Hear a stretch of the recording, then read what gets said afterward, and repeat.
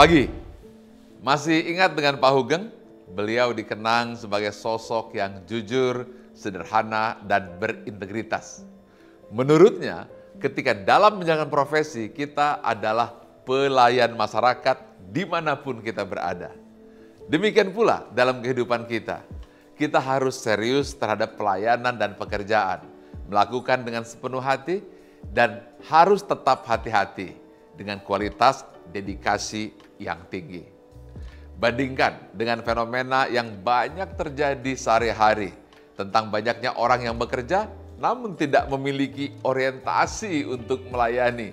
Dia hanya menjadi seorang birokrat sejati.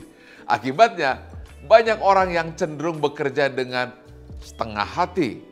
Efeknya, bekerja terasa penuh dengan beban, bekerja penuh dengan tekanan, merasa kesulitan memperoleh ekspektasi yang ada, waktu bekerja seolah lama sekali. Padahal ada peran lain yang tidak kalah pentingnya, yaitu membuat kehadiran Anda memberikan nilai terhadap orang lain. Stephen Covey dalam buku First Things First menyebutkan bahwa pada dasarnya manusia itu memiliki 4 kebutuhan dasar yang sekaligus menjadi panggilan dalam hidupnya.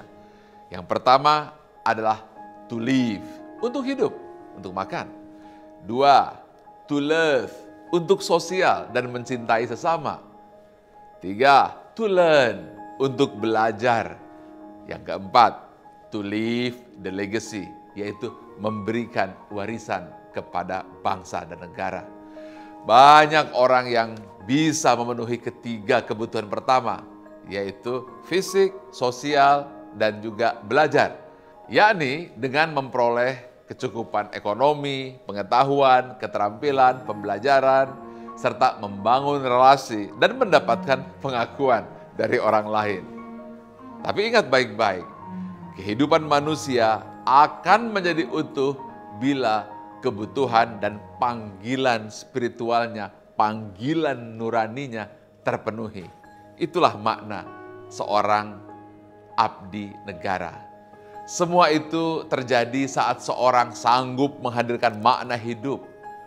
Tak hanya kepada dirinya sendiri, tapi juga untuk orang lain.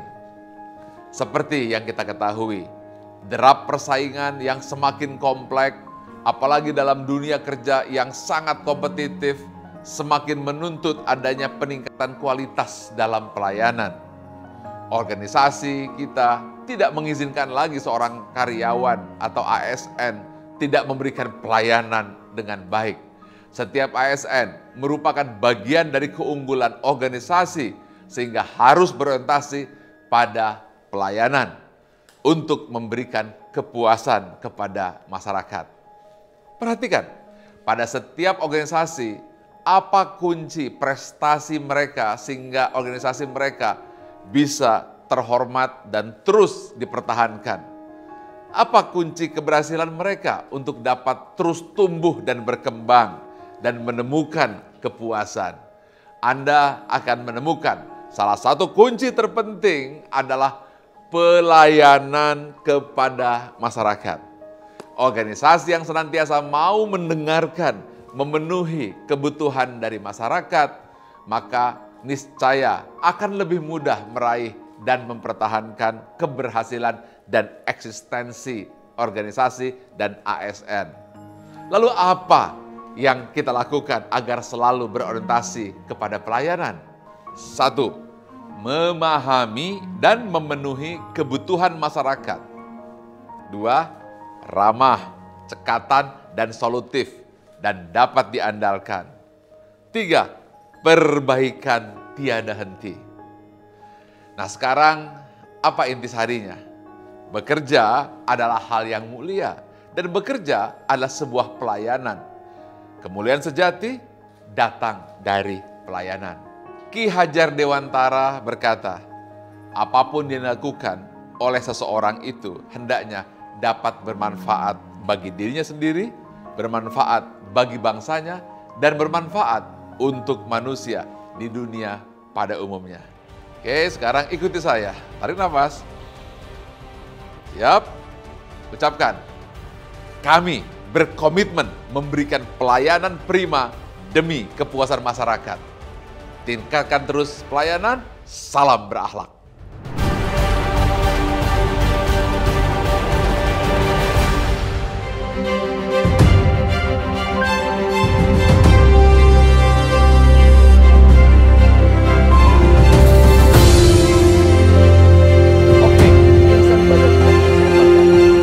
Kini kita akan membahas nilai berorientasi pelayanan.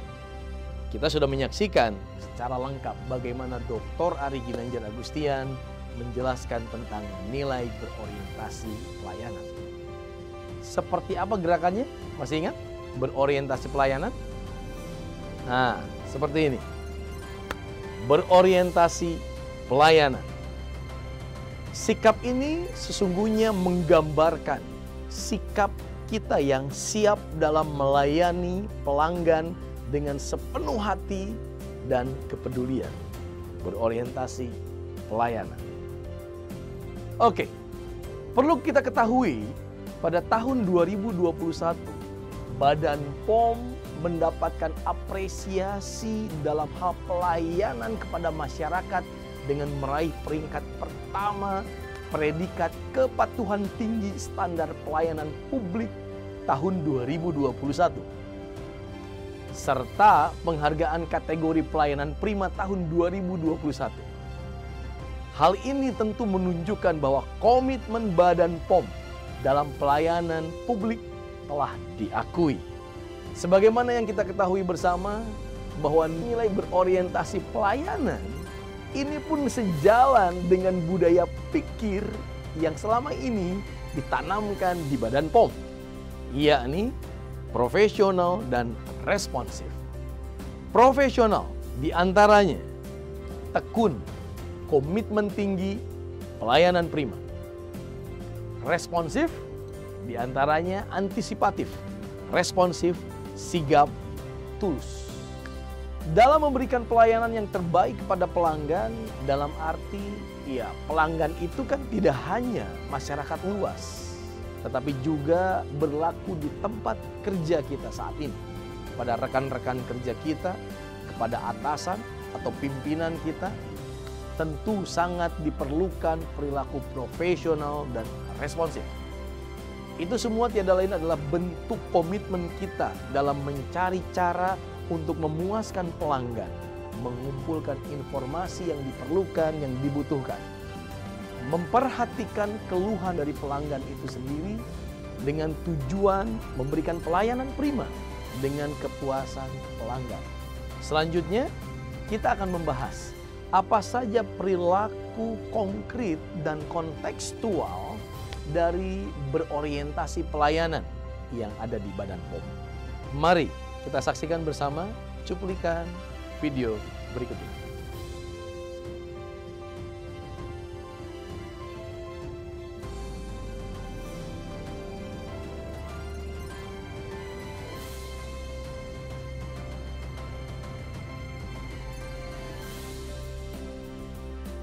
Bagaimana menurut teman-teman insan Badan POM seluruhnya melihat, mendengar, dan merasakan apabila ada perilaku karyawan sebagaimana yang ditunjukkan dalam cuplikan video tadi?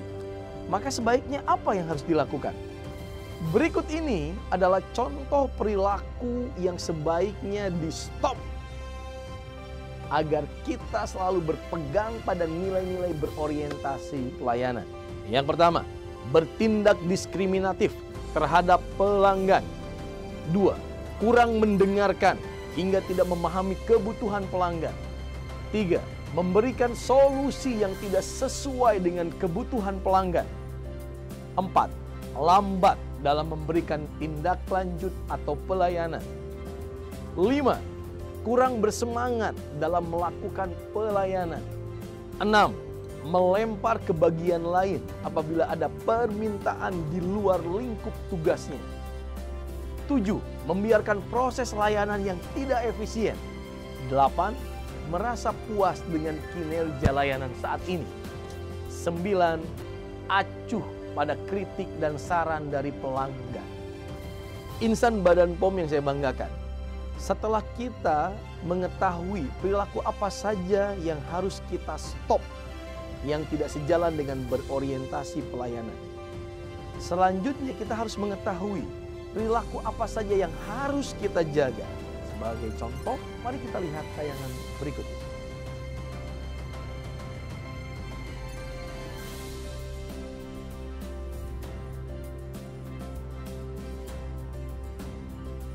Itu adalah contoh perilaku positif atau yang baik, yang selaras, yang harus dijalankan di Badan POM, yang harus kita jaga, kita keep karena selaras dengan berorientasi pelayanan. Apa saja tadi? Masih ingat? 1. Memberikan pelayanan prima sesuai dengan standar dan kualitas yang telah ditetapkan. 2. Melakukan ekskalasi ketika ada kebutuhan atau permintaan di luar lingkup tugas pelayanan. 3. Memberikan informasi secara jelas dan akurat dalam melayani pelanggan. 4. Merespon konsultasi atau pengaduan pihak lain. 5. Menunjukkan sikap tulus, hormat, sopan, dan beretika dalam komunikasi dengan pelanggan. 6.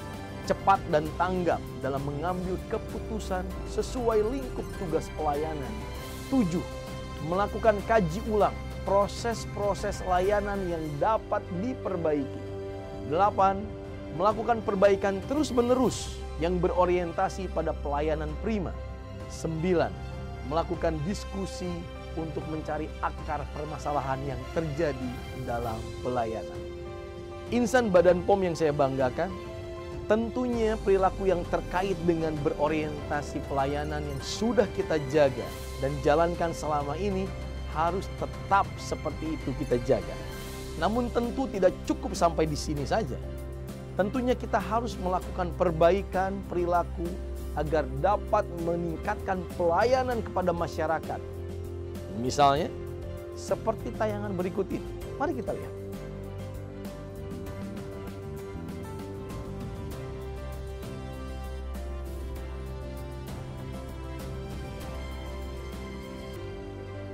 Oke, kita sudah menyaksikan bersama.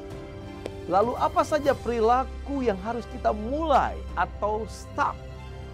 Pertama, menggali dan melakukan konfirmasi kebutuhan pelanggan. 2. Menyusun infografis atau informasi terkait pelayanan publik yang menarik dan mudah dipahami. 3. Melakukan survei secara berkala untuk mengetahui kebutuhan pelanggan. 4. Mengembangkan fasilitas untuk menampung kritik dan saran untuk peningkatan pelayanan. 5. Membina hubungan dan komunikasi jangka panjang dengan pelanggan. 6. Merespon dengan cepat kebutuhan pelanggan apabila ada permintaan atau bantuan tambahan. 7. Mengembangkan layanan dengan menambah sistem atau sarana digital pelayanan publik. 8. Proaktif, jemput bola dan menerima kritik dan saran dalam pelayanan. 9.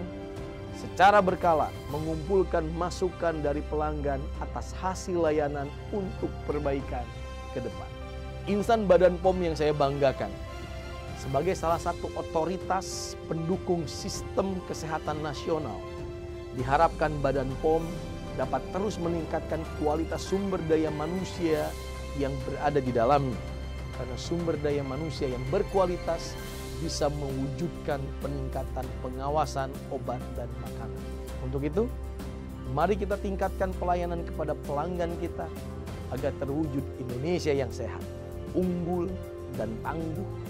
Badan POM melayani dengan sepenuh hati. Salam berakhlak.